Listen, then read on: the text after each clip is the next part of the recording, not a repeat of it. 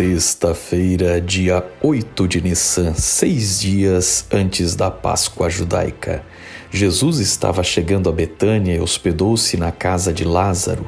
Foi aqui onde paramos nosso episódio anterior, que terminou com a pecadora que ungiu os pés de Jesus com perfume, no que deve ter sido sábado à noite, 9 de Nissan. No domingo 10 de Nissan, ocorreu o que hoje é chamado por muitos cristãos como Domingo de Ramos, dando início aos eventos da semana final antes da cruz. Jesus tinha, entretanto, uma agenda com datas proféticas que já vimos nos episódios sobre a profecia das 70 semanas, e ele entendia que o momento dele mesmo cumprir estas profecias era chegado, e deu início a uma série de ações e debates que ele sabia que o levaria à cruz. Este é o nosso tema a seguir, composto de sua delicada relação entre o debate de Jesus com os líderes judeus. Por fim, é bom lembrar que aqui nesta série, o judaísmo do Segundo Templo também não é o judaísmo atual, pelo qual temos muito respeito e carinho.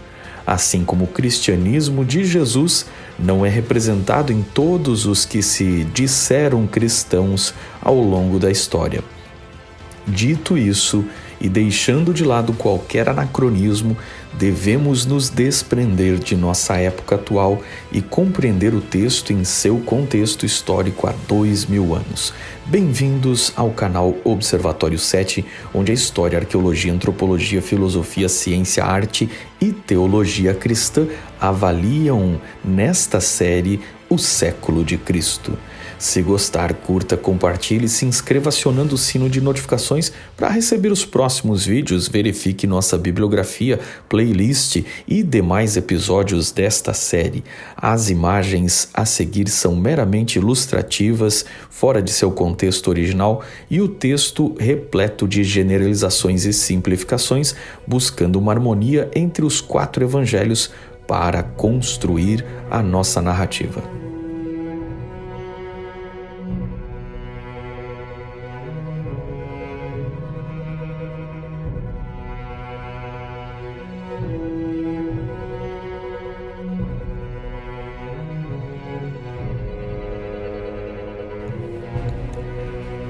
Nunca antes em sua vida Jesus permitiu uma demonstração pública de reconhecimento de sua realeza. Previa claramente o resultado que o levaria a ser preso e condenado. Mas agora chegara o tempo e seu desígnio era apresentar-se assim publicamente como Redentor. Muitos fariseus testemunharam a cena e tentaram impor silêncio ao povo. Certamente temiam que a multidão o fizesse rei. Protestaram dizendo: Mestre, repreende os teus discípulos. Lucas 19:39.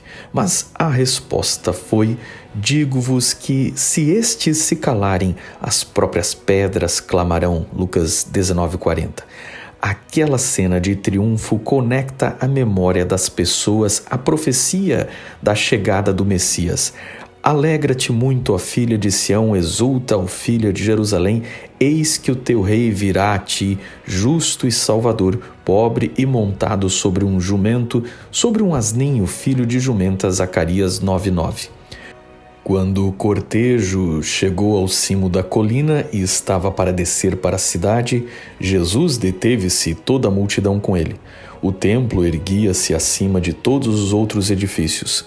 Este prédio era a glória e o orgulho da nação judaica. Estava à vista também a porta das ovelhas, pela qual, durante séculos, havia sido conduzidos os animais destinados às ofertas sacrificais. Essa porta logo se abriria para ele e depois seria fechada, a porta dourada, a qual contém uma importante profecia sobre o Messias que nós já abordamos aqui no canal em vídeos anteriores sobre se o Messias já veio ou ainda virá. O templo enchia os olhos de quem chegava a Jerusalém. Ele levou 50 anos para ser construído, empregando 18.000 trabalhadores e ainda assim o acabamento só foi concluído 2 anos antes de ser totalmente destruído no ano 70 d.C. O que sabemos de suas descrições vem de Joséfo e do desenho de uma moeda de Bar Kokhba, e ao pouco que a arqueologia consegue explorar e escavar. Suas mais altas muralhas chegavam a 485 metros no lado oriental, com largura de 3,5 metros e pedras entre 50 e 100 toneladas. A área interna tinha 144.000 metros quadrados. Fora os conhecidos espaços do Santo e Santíssimo, ainda havia o átrio dos sacerdotes, o átrio dos homens, o átrio das mulheres e, finalmente, dos gentios. Havia, inclusive, uma dependência para ex-leprosos fazerem banhos rituais e se purificarem. Jesus contempla a cena e a multidão silencia suas aclamações, encantada com a súbita visão de beleza. Entretanto, alterando a cena, no meio de toda aquela alegria por sua chegada, em que todos lhe tributavam homenagens, Jesus se debulha em lágrimas, não em antecipação de seus próprios sofrimentos, mas pelo povo de uma cidade que ele amava. E nestas lágrimas de amor, cada cristão deveria refletir e assim amar seus irmãos judeus. Jesus era totalmente judeu e chorou por seu povo como os profetas do passado fizeram, como Jeremias e Daniel, que choraram pelo sofrimento que seu povo passaria em decorrência de suas escolhas. Jesus, diante dos judeus, comporta-se como todos os outros profetas se comportaram diante dos infortúnios da casa de Judá. Ele vai censurar duramente em seus sermões nos próximos dias, mas está chorando por seu povo, pois lhe entristece saber o futuro deles. Para um ateu, este é o momento que você pode entender a compaixão que esse homem tinha. Se você é de uma matriz religiosa diferente, é o momento de entender que a proposta aqui é amar inclusive os que não te amam. Para um judeu, este é o momento de você entender que Jesus era um de vocês e sofreu como todos vocês. E para nós cristãos, isso é uma amostra de como Jesus amou o povo judeu e quaisquer outros que não são cristãos. Na teologia da Bíblia, vemos que Israel fora um povo que recebeu grandes privilégios. Tudo isso, porém, devia ter um fim. Jesus, em profunda emoção por eles, revelou as consequências futuras de seus próprios atos. Ah, se tu soubesses também, ao menos neste teu dia, o que a tua paz pertence. Jesus estava dizendo que a história de Jerusalém poderia ter sido diferente. Jesus disse a seguir: mas agora isto está encoberto aos teus olhos, porque dias virão sobre ti em que teus inimigos te cercarão de trincheiras, te sitiarão e te estreitarão de todas as bandas e te derribarão a ti e aos teus filhos que dentro de ti estiverem, e não deixarão em ti pedra sobre pedra, pois que não conheceste o tempo da tua visitação. Lucas 19, 42 a 44. A partir daqui, o confronto de ideias entre Jesus e os mestres judeus se tornaria muito delicado. Depois da entrada triunfal, Jesus mais uma vez purificou o templo, como fizera no início do ministério, demarcando sua autoridade. Possivelmente se retirou com os 12 para dormir em Betânia, na casa de Lázaro, perto do Monte das Oliveiras, e eles voltavam durante o dia para ensinar no templo. É então, na segunda-feira, que ocorre o episódio tão polêmico da figueira sem frutos, que causou tanto espanto aos judeus. Não era a estação de figos maduros, conforme diz Marcos 11:13, porém uma árvore parecia adiantada a todas as demais. A natureza da figueira é que antes de se abrirem as folhas apareça o fruto. Portanto, essa árvore cheia de folhagens era uma promessa de frutos. Depois de procurar entre os ramos, Jesus não achou senão folhas. A figueira era uma perfeita forma de ilustrar a pretensiosidade de um povo que recebeu revelação divina para estar mais adiantado do que os outros, pelo menos moralmente, mas não produzia os frutos esperados. Jesus proferiu contra ela uma maldição: nunca mais coma alguém fruto de ti.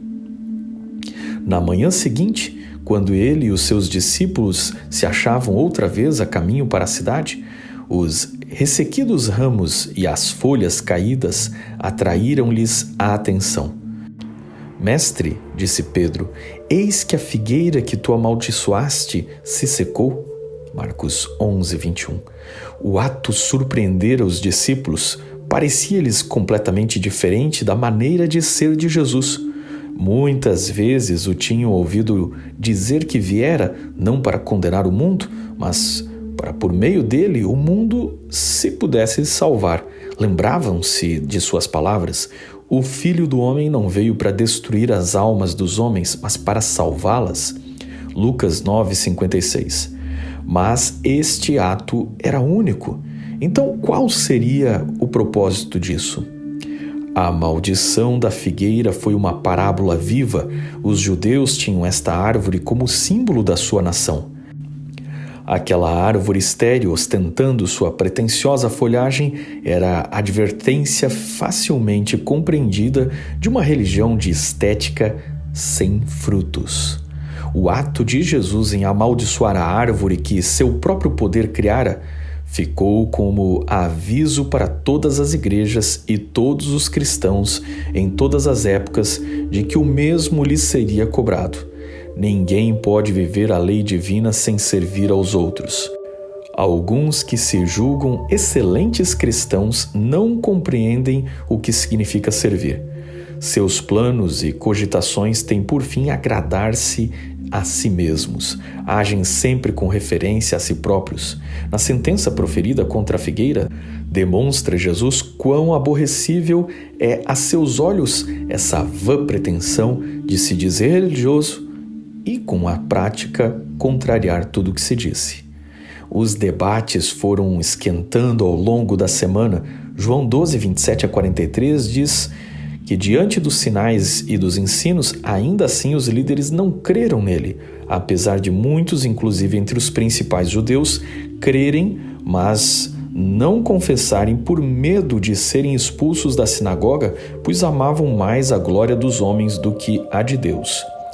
Se desenrolaram os grandes debates como o caráter do batismo de João e a centralidade de Jesus como autêntica imagem do Pai, como visto em João 12, 45. Ocorreram também parábolas importantes sobre a relação de Deus com o judaísmo naqueles dias, conforme vemos. Mas que vos parece? Disse Jesus. Um homem tinha 2 filhos, e dirigindo-se ao primeiro disse: Filho, vai trabalhar hoje na minha vinha? Ele, porém, respondeu e disse: Não quero. Mas depois, arrependendo-se, foi. E dirigindo-se ao segundo, falou-lhe de igual modo, e respondendo este disse: Eu vou, Senhor. E não foi. Qual dos 2 fez a vontade do Pai? Mateus 21, 28 a 31. Os mestres responderam imediatamente: O primeiro. Fixando neles o firme olhar, respondeu Jesus em tom severo e solene: Em verdade vos digo que os publicanos e as meretrizes entram diante de vós no reino de Deus. Porque João veio a vós no caminho da justiça e não crestes, mas os publicanos e as meretrizes o creram. Vós, porém, vendo isso, nem depois vos arrependestes para crer. Mateus 21, 31 a 32. O segundo filho representa os dirigentes da nação judaica. Os publicanos eram acusados e amaldiçoados pelos fariseus como incrédulos, mas mostraram por sua fé e obras que iam para o reino do céu antes daqueles homens cheios de justiça própria, aos quais fora dada grande luz, mas cujas obras não correspondiam à sua profissão e piedade. Ouvi ainda outra parábola, disse Jesus. Houve um homem, pai de família, que plantou uma vinha, circundou-a de um valado e construiu nela um lagar e edificou uma torre e arrendou-a a uns lavradores e assentou-se para longe. Enviou os seus servos aos lavradores para receber os seus frutos. E os lavradores, apoderando-se dos servos, feriram um, mataram outro e apedrejaram outro. Depois enviou outros servos, em maior número do que os primeiros, e eles fizeram-lhes o mesmo. E por último enviou-lhes seu filho, dizendo: terão respeito ao meu filho. Mas os lavradores, vendo o filho, disseram entre si: este é o herdeiro. Vinde, matemo-lo e apoderemo-nos de sua herança. E lançaram mão dele. O arrastaram para fora da vinha e o mataram. Quando, pois, vier o senhor da vinha, que fará aqueles lavradores? Mateus 21, 33 a 40. Jesus se dirigiu a todo o povo presente, mas os sacerdotes e principais responderam: dará afrontosa morte aos maus e arrendará a vinha a outros lavradores, que a seu tempo lhe deem frutos.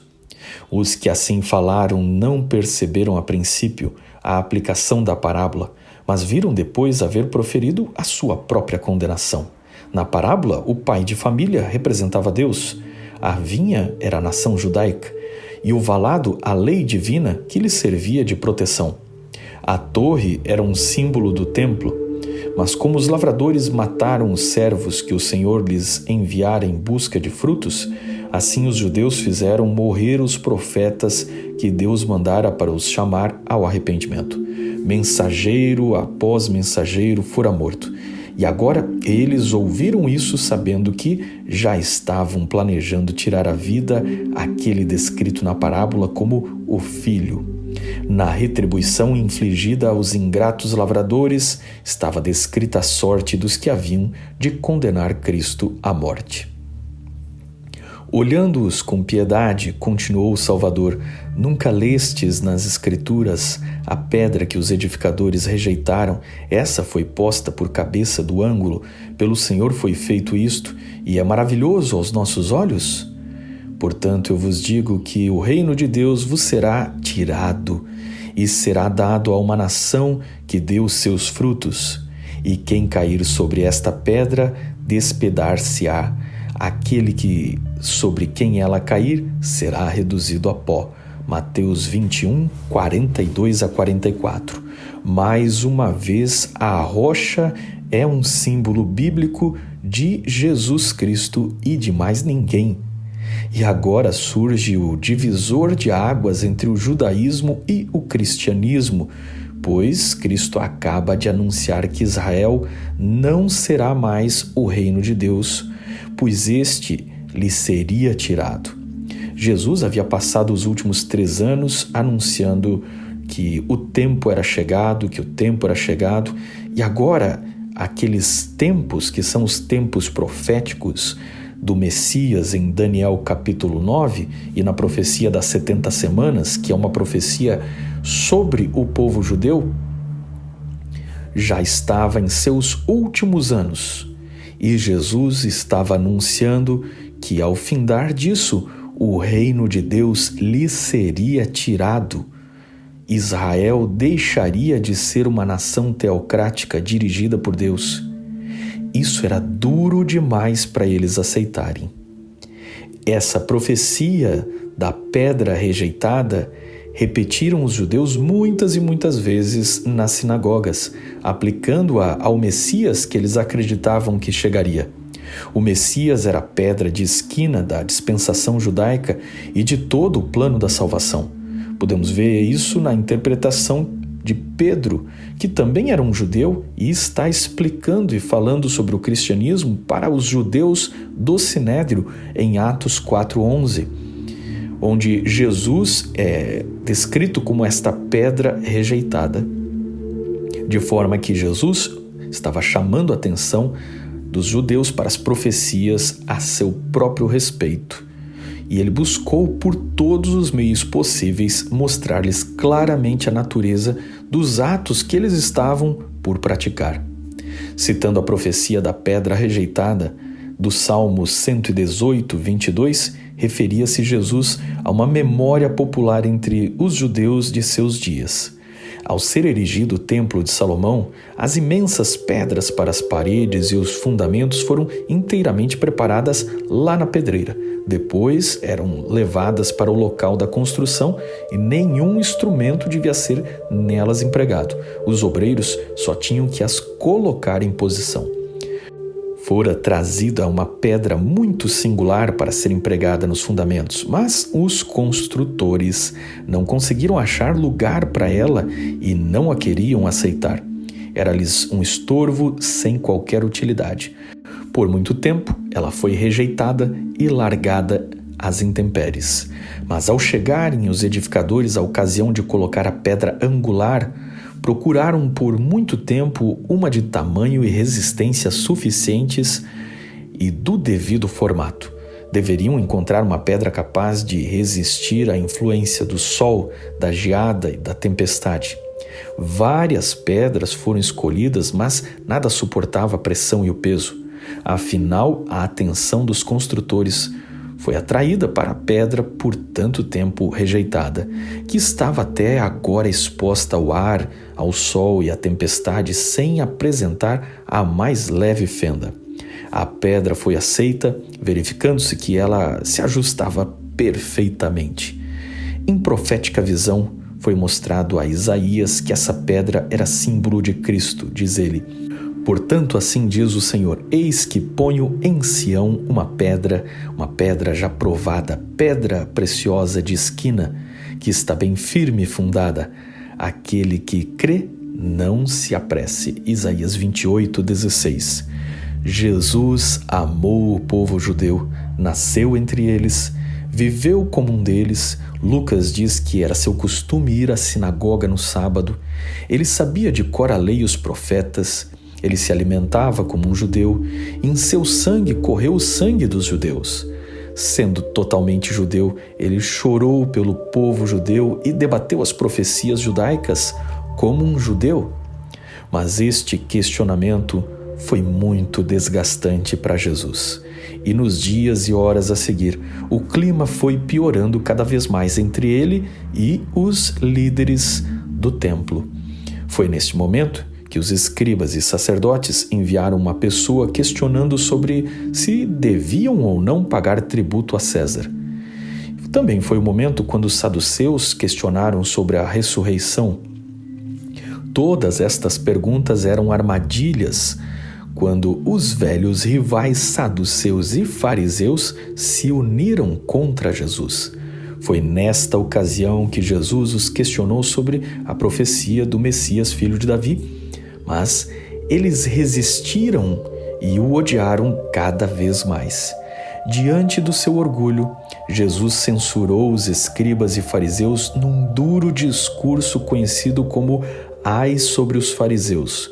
E o episódio se conclui com o elogio de Jesus ao ato de ofertar de uma viúva pobre, que dava mais do que os ricos percentualmente. Pois enquanto uns davam só esmolas e sobras para o templo, que nem faria falta no seu bolso, a viúva percentualmente estava dando tudo o que possuía.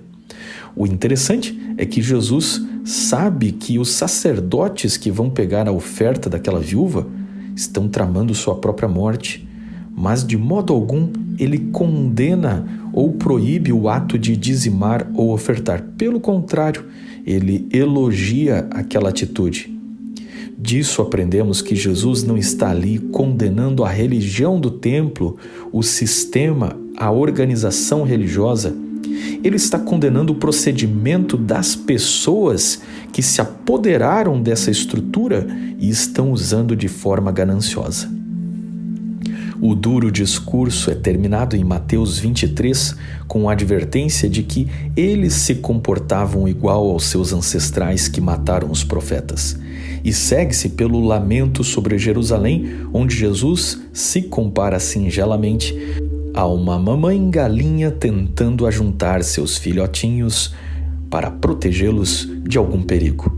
Jesus lembra quantas oportunidades eles receberam e que de agora em diante o povo e muitos mestres não o veriam mais até o dia que ele retornasse e ouvissem o mundo lhe declarando: bendito o que vem em nome do Senhor.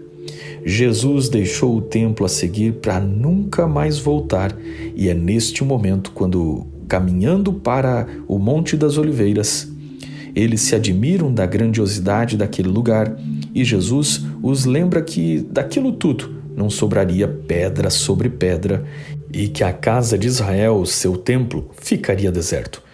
Os discípulos o interrogam quando estas coisas deveriam acontecer e Jesus lhes revela o futuro de maneira como, no nível deles de conhecimento, naquele momento, eles podiam compreender. Ou seja, Jesus mesclou os acontecimentos futuros da queda de Jerusalém com os eventos finais da história da humanidade e do aparecimento do Filho do Homem nas nuvens do céu. Ele descreveu as tribulações, fomes, guerras, condições sociais que seriam vistas nos próximos séculos e também os sinais da sua vinda. Diante da dúvida sobre quando isso tudo tomaria lugar, Jesus conta a parábola da figueira e da exortação à vigilância, a parábola dos lavradores maus, a parábola das 10 virgens, a parábola dos talentos e conclui desnudando o seu retorno em glória quando todas as nações reunidas em sua presença passariam por um juízo final, onde ele separaria uns dos outros, dando a devida sentença, fazendo justiça aos injustiçados e destruindo o poder do diabo e seus anjos, assim como dos hipócritas que, se dizendo servos de Deus, atormentaram as pessoas, servindo a si mesmos. Depois disso tudo, os 12 foram enviados para preparar a Páscoa, mas o plano para aprisionar em segredo e julgar Jesus com falsas acusações já estava em andamento, e nós veremos nos próximos episódios. Na teologia cristã, Deus selecionou um povo com o objetivo de fazê-lo guardião de sua lei e preparar a chegada do Messias que pudesse ser identificado.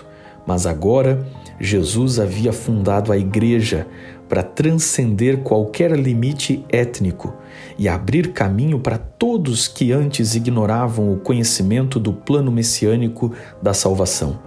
Jesus fundou a igreja para todos os povos em todas as épocas, para nela se cumprir a promessa dada a Israel, de que os estrangeiros seriam incluídos, como predisse Isaías em 56, 6-7.